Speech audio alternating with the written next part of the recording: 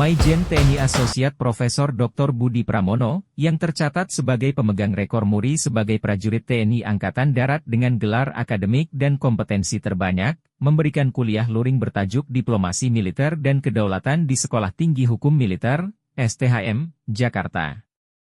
Dalam pemaparannya, Maijen TNI Budi Pramono menjelaskan bahwa diplomasi militer merupakan instrumen penting dalam menjaga kedaulatan negara serta membangun hubungan internasional yang strategis. Ia menguraikan berbagai teori kedaulatan, termasuk sovereignty of the state, kedaulatan negara, popular sovereignty, kedaulatan rakyat, sovereignty of law, kedaulatan hukum, dan sovereignty of God, kedaulatan Tuhan. Dr. Budi menjelaskan bahwa, kedaulatan negara merupakan prinsip fundamental dalam hukum internasional yang memastikan setiap negara memiliki hak untuk mengatur urusan dalam negerinya tanpa intervensi pihak asing. Berdasarkan Konvensi Montevideo 1933, suatu negara harus memiliki penduduk tetap, wilayah yang jelas, pemerintahan, dan kemampuan menjalin hubungan diplomatik agar diakui sebagai entitas hukum internasional. Pemikiran Jean Bodin menyatakan bahwa kedaulatan adalah kekuasaan tertinggi yang tidak dapat dibatasi oleh hukum, sedangkan Georg Jelinek menegaskan bahwa kedaulatan negara memiliki batasan dalam bentuk norma internasional. Ketika kita bicara negara, ya 3 unsur itu yang selalu harus kita ingat. Ada nggak wilayahnya? Ada nggak penduduknya? Ada nggak pemerintahannya? Nah, that's not enough actually. Jadi satu lagi hubungannya dengan negara lain. On the right capacity or no? Yang kapasitasnya ada apa enggak? Mari kita lihat slide kedua.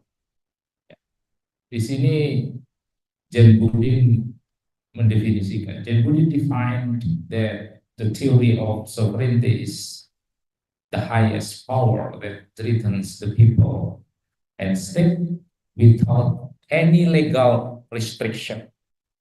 Dalam konteks diplomasi militer, kedaulatan negara menjadi faktor utama dalam membangun kebijakan pertahanan dan strategi hubungan internasional. Martin Edmonds mendefinisikan diplomasi militer sebagai pemanfaatan kekuatan bersenjata dalam operasi non-tempur untuk mencapai kepentingan nasional. Diplomasi ini berperan dalam meningkatkan kerja sama militer, memperkuat aliansi strategis, serta menjaga stabilitas keamanan global. Namun, tantangan seperti penyalahgunaan imunitas kedaulatan, konflik dengan hak asasi manusia, serta dinamika geopolitik modern seringkali menjadi isu dalam penerapannya. Francis Deng menekankan bahwa kedaulatan di era modern bukan hanya perlindungan dari intervensi luar, tetapi juga tanggung jawab negara dalam menjamin kesejahteraan warganya dan menciptakan tata dunia yang lebih aman dan harmonis. Kesimpulannya, kuliah yang disampaikan oleh Dr. Budi Pramono ini menegaskan pentingnya diplomasi militer dalam menjaga kedaulatan negara di tengah dinamika global. Dengan wawasan akademik dan pengalaman militernya, beliau memberikan pemahaman mendalam tentang peran strategis kedaulatan dalam hubungan internasional.